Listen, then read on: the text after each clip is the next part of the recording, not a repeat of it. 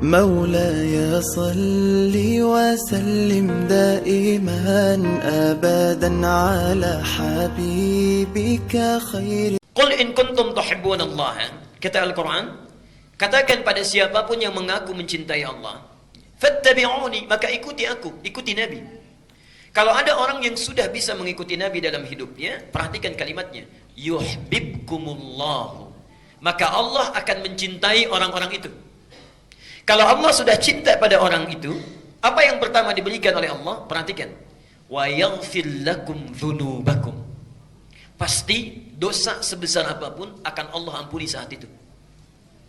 Anda bisa bayangkan, biasanya kalau di dalam Al-Quran Allah akan mengampuni dosa, itu biasanya bertahap, tidak sekaligus.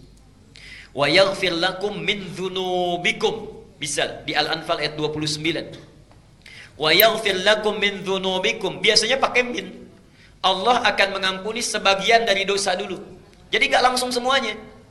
Misal ada orang pernah bohong, pernah mencuri, pernah merampok. Ketika dia berbuat taat, bohongnya diampuni, yang merampoknya belum, yang mencurinya belum. Tapi orang-orang yang mencintai Allah, mengikuti sunnah Nabi, begitu dia memiliki dosa, wa yaghfir lakum dzunubakum, minnya dibuang oleh Al-Quran.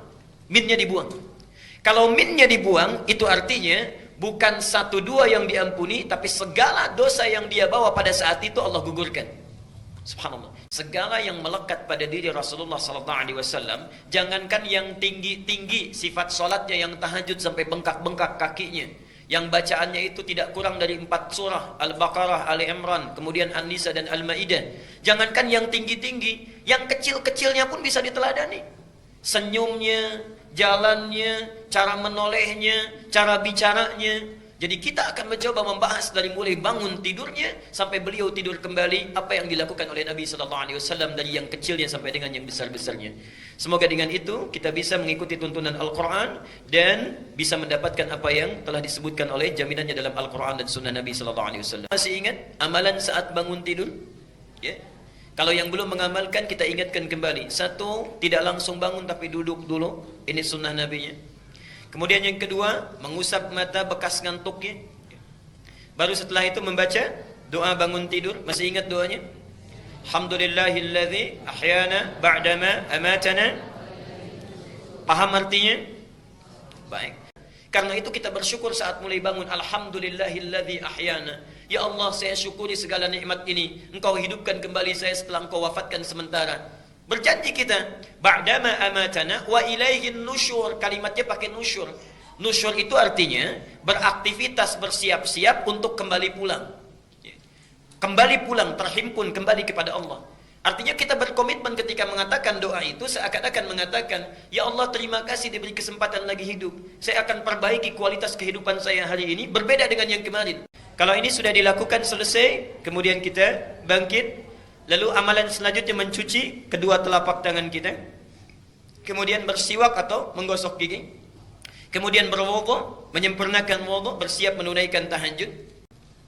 Sifat tahajud Nabi ini sudah pernah kita bahas. Jadi antum kalau mau tahajud, bagaimana cara Nabi tahajud? Ini sudah saya uraikan, ya. Bagus dan panjang bacaannya, silahkan pilih sesuai dengan kemampuan. Kadang Nabi menunaikan 11, kadang Nabi menunaikan 13, tapi semua dilakukan dengan penuh kekhusyuan. Kadang dilakukan pertengahan malam, kadang di akhir-akhir malam. Kalau awal malam, rumusnya antum bangun, sholat kemudian istirahat dulu, dan bangun lagi bersiap-siap untuk fajar. Kalau rumusnya di sepertiga malam, maka tidak ada jeda untuk tiduran lagi, ya. Itu barangkali untuk mengingatkan. Jadi kalau sudah tahajud sambil menunggu fajar, apa yang dilakukan? 1, sifat pengikut Nabi itu yang ikut dengan sunnahnya, yang pertama memperbanyak istighfar kepada Allah Subhanahu wa taala. Dalilnya sudah pernah saya sampaikan, bahkan keutamaannya dijamin di surah ke-51 ayat 15 sampai dengan 23. Tepat di ayat ke-18-nya Allah sampaikan, wabil asharihum yastaghfirun. Ada orang-orang yang sesaat menjelang fajar, setelah tahajudnya, dia perbanyak istighfar kepada Allah Subhanahu wa taala. Orang ini akan ditempatkan oleh Allah di taman surga, bukan surga biasa, di taman surga. Innal muttaqina fi jannatin wa uyun. Sungguh orang-orang yang bertakwa sebagiannya ada yang punya tempat tinggal di surga di tamannya.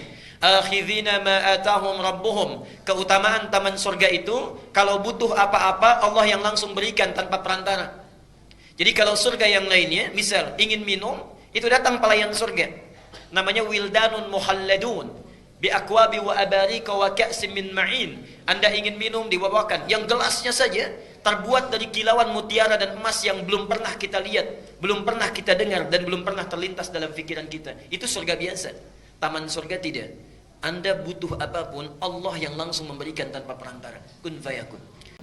Akhidhina ma atahum rabbuhum innahum kanu qabla dzalika muhsinin. Mereka itu orang-orang baik saat di dunia. Apa amalannya? Kanu qalilan minal laili ma yahja'un. Satu, sedikit tidurnya, banyak tahajudnya. Selanjutnya yang kedua, ini rumusnya. Setelah tahajud, wabil asharihum yastaghfirun. Mereka perbanyak istighfar kepada Allah Subhanahu wa taala. Bapak dan Ibu sekalian, saya sudah sampai pada pembahasan doa-doa sunnah yang bisa dibaca setelah tahajud. Kita berhenti di sini kemarin, oke? Dan pembahasan kali ini kita akan teruskan. Kalau Nabi memberikan petunjuk supaya berdoa di akhir-akhir malam menjelang fajar, kita bertanya, bagaimana cara berdoanya? Apa yang mesti diminta? Dan apakah doa saya dikabulkan segera atau tidak? Karena kadang-kadang ada yang berdoa dengan khusyuk bahkan menangis, tapi subhanallah barangkali dalam pandangan Allah Subhanahu wa taala doanya tidak layak untuk dikabulkan. Doanya tidak layak untuk dikabulkan. Karena itu kita akan teruskan materi berdoa setelah tahajud ini dengan berlanjut pada topik prinsip atau adab-adab dalam berdoa. Ya. Ciri-ciri orang yang dicintai oleh Allah diantaranya adalah orang yang banyak memohon kepada Allah Subhanahu wa taala. Jadi saat antum bangun dari tahajud, selesai menunaikannya, kemudian berusaha berdoa kepada Allah, meminta kepada Allah, maka kita masuk pada kategori ibadi. Masih ingat di hadis yang kemarin? Orang yang bangun di sepertiga malam, ada hadis qudsinya.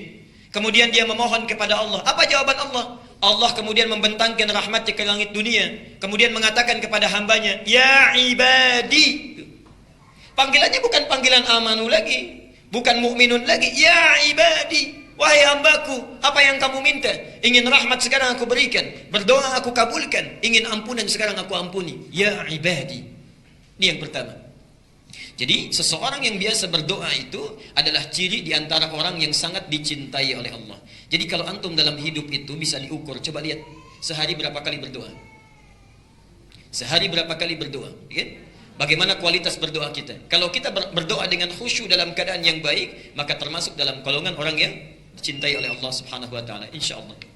Orang yang bangun di keheningan malam memohon kepada Allah, tak peduli apakah dia seorang pemabuk, pembunuh, perampok yang ingin bertobat, Allah ampuni saat itu. Orang punya hajat, Allah berikan saat itu. Cara Allah menjawab doa seorang hamba, ujib, singkat. Ada orang yang saat meminta langsung dikabulkan. Saat minta langsung dikabulkan. Karena syaratnya terpenuhi, yang kedua doanya wajar, saat itu dia butuhkan. Tapi ada orang yang saat meminta, saat berlangsung doa belum dikabulkan. Karena menurut Allah barangkali belum siap dia untuk menerima apa yang dimintakan. Mungkin nanti seminggu kemudian setelah siap baru diberikan. Kadang-kadang apa yang kita mintakan itu dipandang oleh Allah, kalau saya berikan sekarang ini orang belum siap. Belum siap. Diberikan nanti saat dia siap untuk bisa mengembannya. Kadang-kadang kesiapannya ada di dunia, kadang-kadang kesiapannya diberikan saat di akhirat nanti. Turunlah hadis menyampaikan, tidaklah seorang hamba berdoa kepada Allah kecuali, perhatikan apa yang saya uraikan di atas. Ada yang langsung dikabulkan saat itu juga. Ada yang ditunda sampai dia siap, ada yang kemudian ditangguhkan di akhirat, diberikan yang lebih hebat dibandingkan apa yang dia mohonkan. Jadi berdoa itu nggak ada ruginya. Kalau nggak sekarang, besok nanti dapatnya. Kalau nggak sekarang, yang lainnya akan didapatkan. Jelas sampai sini? Jadi prinsip yang pertama, setiap orang berdoa itu pasti dikabulkan.